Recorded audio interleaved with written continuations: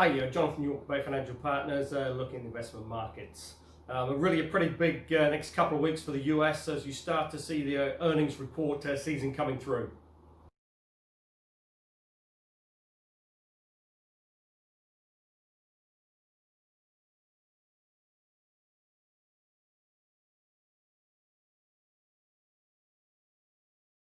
At present so far, there was a lot of worries about the banks, but certainly JP Morgan really released a quite outstanding set of results, and really just goes to show that, with a decent quality company, banks can still make money in this environment.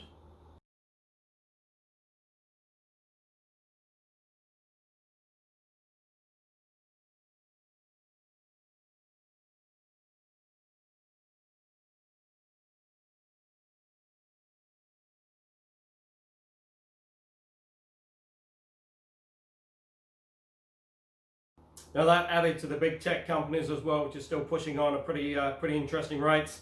The US market and consequently global share markets are really sort of benefiting from these bigger companies sort of moving forward now.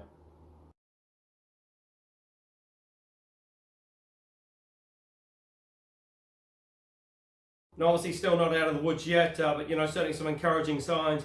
And really most analysts and economists, with the low interest rate environment and the amount of fiscal stimulus being put into the economies as well, really expect a pretty decent sort of second half of the year.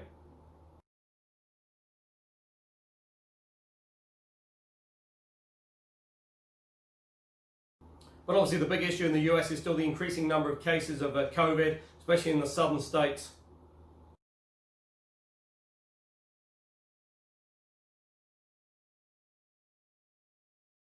But also as well, interestingly, in New York, you've seen a little bit of an increase in cases in the younger sort of age group. Before that wasn't the case, but now this sort of 20 to 30 age group is starting to see an increase in number of cases.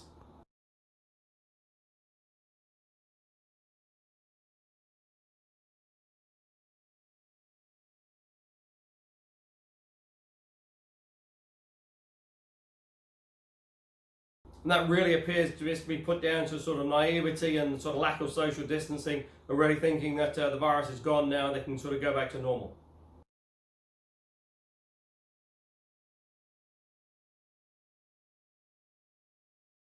Now clearly that's not the case, and this is now interesting as you're sort of moving forward, especially with the election sort of becoming ever closer. President Trump is very keen to get the schools open, but obviously if you're seeing an increase in cases, it's really not practical to see schools reopening.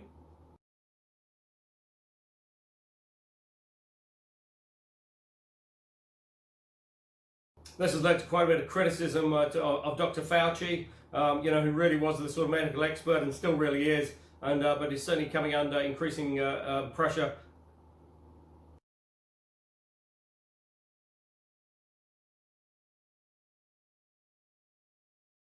From the administration, who appear to think they know more than Dr. Fauci about this virus.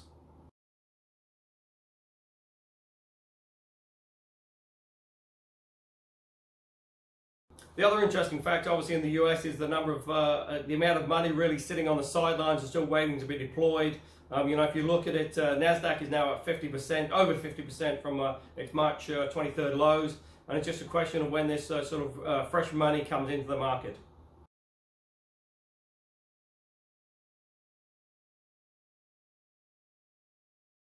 Because certainly around $5 trillion sitting in money market funds really, isn't sustainable longer term, given the returns they're getting.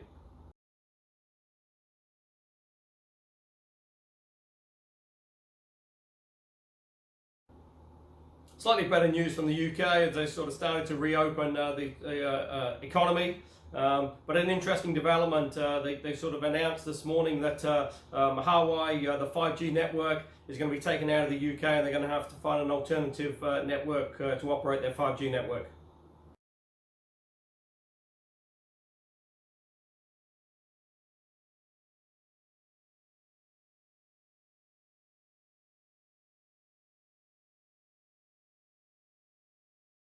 Now, clearly, that appears to be a little bit of pressure, and Boris Johnson sort of bowing down to President Trump and the US administration.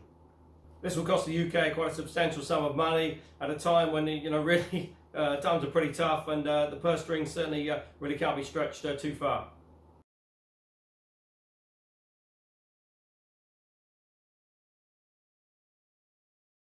Europe as well is sort of proceeding reasonably well after the reopening, and it's just going to be interesting now with Spain, Italy, etc. reopening their borders to sort of tourists coming through, just to see if they do see any increase in cases going forward.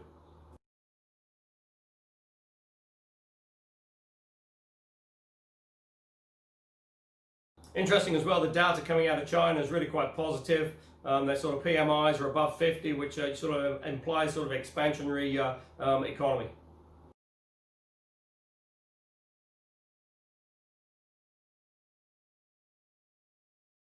Oil sort of trading quite nicely as these economies are starting to open up. WTI sort of around that sort of $40 a barrel.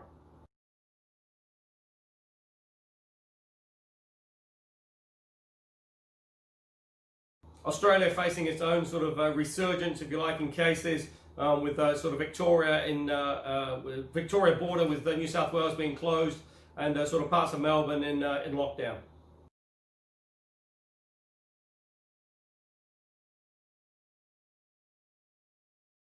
Here in New Zealand, quite interesting.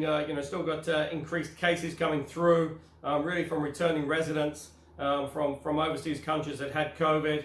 There's still the issue of the quarantine as well. We've seen another further number of cases where people have sort of broken out of the quarantine and gone to the supermarket, gone for a walk, gone to the bottle shop, etc., and potentially putting the country under further risk.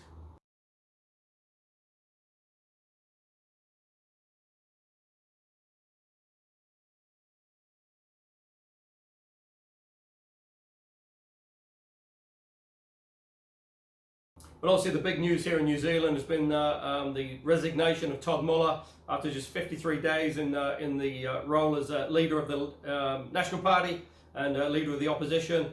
He has stood down, and Judith Collins is now the new National Party leader and leader of the opposition.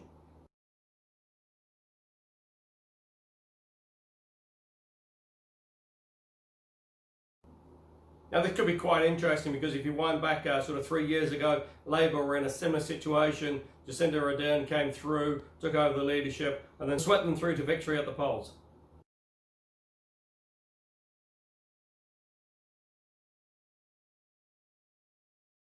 Now obviously that'll be a pretty tough ask for Judith Collins, but certainly I think Labour won't be relishing the challenge.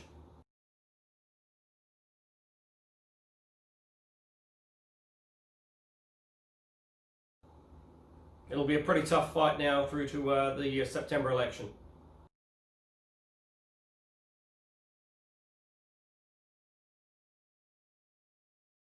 In terms of the New Zealand economy, though, the economy seems to be holding up reasonably well. Housing market is certainly supportive. That's obviously being helped, by record low interest rates.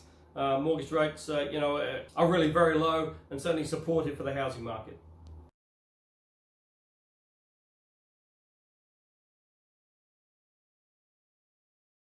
Obviously, it'll be interesting to see what happens with TY Point closing down now next year. Certainly quite a bit of sort of angst for the power companies.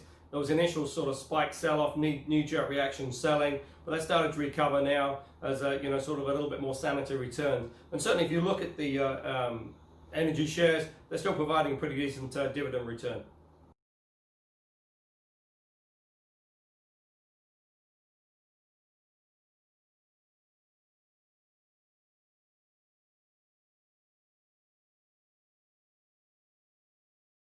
So if you are looking for income options, they call us on 0800 867 323 or go to the website www.bayfinancialpartners.co.nz for lots of interesting articles, and we look forward to speaking to you soon.